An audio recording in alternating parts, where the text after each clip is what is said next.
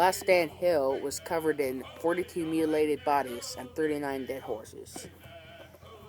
Custer was found, stripped of his uniform, but he was neither mutilated nor scalped. He was lying on top of a dead trooper and horse. Next to him were 17 shells from his Remington rifle. Years later, two Cheyenne women explained that they had pierced his ears with needles so that he could listen to the Indians and his broken promises in the next life.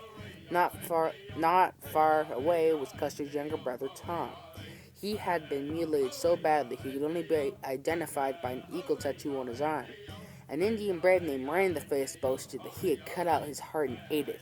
Custer's adjutant, William Crook, had been shot full of arrows, and his sideburns had been scalped. Also in Custer Hill was Boston Custer, a trumpeter, and Sergeant Huge's father, the flag bearer. Assistant Surgeon George Laura was only identified by a blue shirt he was wearing. His surgeon kit was recovered by the Indians and given to the Army's Medical Museum. Trooper Vincent Charlie broke off from Last Stand Hill and was found with a bullet wound in his hip and a stick jammed down his throat. Many others could not be identified. No soldier from Custer's battalion survived the Battle of the Little Bighorn. All 210 men under him were killed. Another 40 to 50 soldiers were killed during the Reno Valley fight. It is estimated that only 60 to 100 Indian braves died during the fighting. The sole survivor from Custer's command was Captain Keog's horse, Comanche.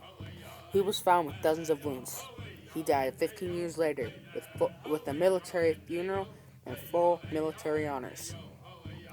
The news of Custer's demise spread like a wildfire.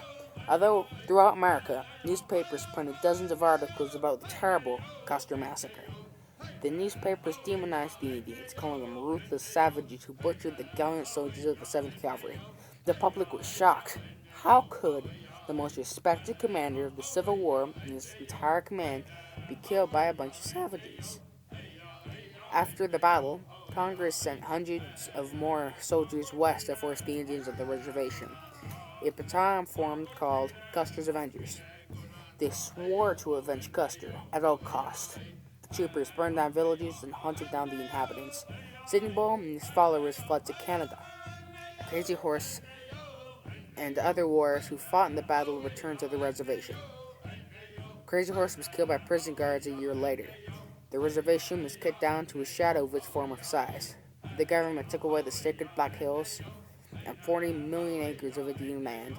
Sitting Bull returned to the United States and surrendered himself to the limits of the reservation. I wish to be remembered that I was the last man of my tribe to surrender my rifle. This day I have given it to you. Sitting Bull. 1984, a team of archaeologists recovered a skull fragment of upper teeth, nose, left eye buried in the battlefield.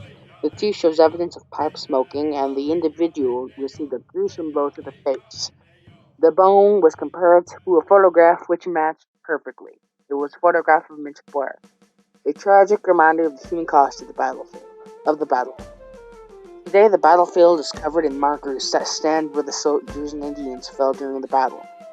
A memorial was placed on Last Stand Hill, commemorating the men who died there. In the valley far below lies the small town of Garryowen, named after the 7th Cavalry's marching song.